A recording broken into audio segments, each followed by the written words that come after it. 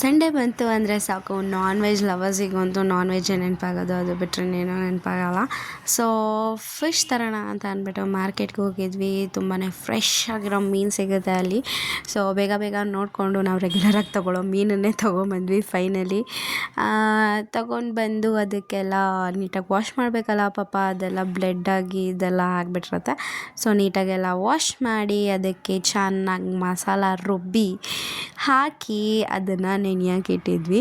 Almost ನಿಮಗೆ 2 hours ನೆನೆಯೋಕೆ ಇಡಬೇಕು. So ಅದಕ್ಕೆ ಮಸಾಲಾಗೆ ನಾವು ಶುಂಠಿ ಬೆಳ್ಳುಳ್ಳಿ ಪೇಸ್ಟ್, ಅರಿಶಿನ, ಖಾರದ ಪುಡಿ, ಧನಿಯಾ powder and then garam masala ಅದನ್ನೆಲ್ಲ ಹಾಕಿ ಚೆನ್ನಾಗಿ ಏನಂತಾರೆ ಹುಣಸೆಹಣ್ಣನ್ನು ಚೆನ್ನಾಗಿ ಹಾಟ್ ವಾಟರಲ್ಲಿ ಬಾಯ್ಲ್ ಮಾಡಬೇಕು. ಬಾಯ್ಲ್ ಮಾಡಿ ಚೆನ್ನಾಗಿ ಇದು ರುಬ್ಕೊಂಡಿರೋದು, ರುಬ್ಬಕ್ಕೆ ಸೋಂಪು ಮತ್ತು ಕೆಂಪು ಮೆಣಸಿನ್ಕಾಯಿ ಹಾಕಿದ್ದೆ.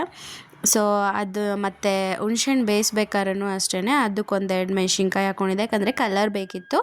ಸೊ ಹಂಗಾಗಿ ಆ ಕಲರ್ ಬರಲಿಕ್ಕೋಸ್ಕರ ಅದಕ್ಕೆ 2 ಮೆಣಸಿನ್ಕಾಯಿ ಹಾಕ್ಕೊಂಡಿದ್ದೆ. ಚೆನ್ನಾಗಿ ಈ ಥರ ಕಲಿಸ್ಬಿಟ್ಟು ಆ್ಯಂಡ್ ದೆನ್ ಇದು ಬಂದುಬಿಟ್ಟು ನನಗೂ ಗೊತ್ತಿಲ್ಲ, ಮರ್ತೋಯ್ತು. ಸೊ ಉಪ್ಪು ಹಾಕಿ ಚೆನ್ನಾಗಿ ಕಲಿಸ್ಕೊಂಡು ಇಟ್ಕೊಬೇಕು. ಆಯಿಲ್ ಹಾಕಬೇಕು. ಅದಾದಮೇಲೆ ಈ ಥರ ಹುಣ್ಸೆಹಣ್ಣ ನೀಟಾಗಿ ರಸ ಅಷ್ಟೇ ಹಾಕಿ, ಇಲ್ಲ ಅಂತಂದರೆ ಅದು ಬಾಯಿಗೆ ಸಿಗುತ್ತೆ ಹುಣ್ಸೆಹಣ್ಣ ಬಿಸಾಕ್ಬಿಡಿ.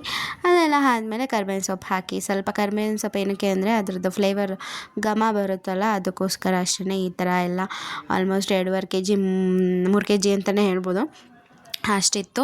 ಅದನ್ನೆಲ್ಲ ಸ್ಲೈಸಸ್ ಕಟ್ ಮಾಡಿಸ್ಕೊಂಬಂದಿದ್ವಿ. ಪಾಪ ಅಲ್ಲೇ ನೀಟಾಗಿ ತೊಳ್ಕೊಟ್ಟಿರ್ತಾರೆ, ನಾವು ಅಂದ್ರೂ ಪಾಪ ನಮ್ಮ ಸಮಾಧಾನಕ್ಕೋಸ್ಕರ ಒಂದ್ಸತಿ ತೊಳ್ಬಿಟ್ಟು ಈ ಥರ ನೆನೆ ಹಾಕಿ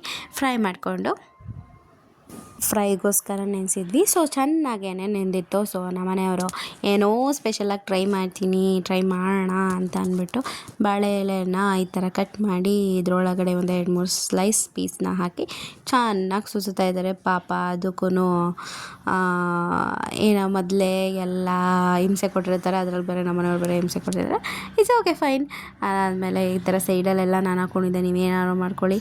ಅದು ಬರುತ್ತೋ ಬರೋಲ್ವೋ ಗೊತ್ತಿಲ್ಲ, ಫಸ್ಟ್ ಟೈಮ್ ಟ್ರೈ ಮಾಡ್ತಾಯಿದ್ದೀವಿ. ನನ್ನ ಪಾಡಿಗೆ ನನ್ನ ಸೈಡಲ್ಲಿ ನಾನು ತವಾ ರೋಸ್ಟ್ ಮಾಡ್ಕೋತೀನಿ ಅಂತ ಅಂದ್ಬಿಟ್ಟು ನಾನು ಸೈಡಲ್ಲಿ ಹಾಕಿದ್ದೆ. ಸೊ ನಾನು ಮಾಡಿರುವಂತಹ ತವಾ ಫ್ರೈನೇ ಬೇಗ ಆಗೋಯಿತು. Finally I am the winner. ನಮ್ಮ ಮನೆಯವರು ಇನ್ನೂ ಅದನ್ನು ರೋಸ್ಟ್ ಮಾಡ್ತಾನೆ ಇದ್ರು. ಸೊ ನನಗೆ ವೆಯ್ಟ್ ಮಾಡೋಕ್ಕಾಗಲಿಲ್ಲ, ನಾನು ತಟ್ಟೆಗೆ ಹಾಕ್ಕೊಂಡು ಬಾರಿಸ್ತಾ ಇದ್ದೀನಿ. ನಿಮಗೆ ತುಂಬ ಪೇಷನ್ಸ್ ಇದ್ದರೆ ಈ ಮೆಥಡ್ನ ಟ್ರೈ ಮಾಡ್ಬೋದು. ಸೊ ಇದಾಗಿತ್ತು ಫಿಶ್ ಫ್ರೈನ ಕತೆ.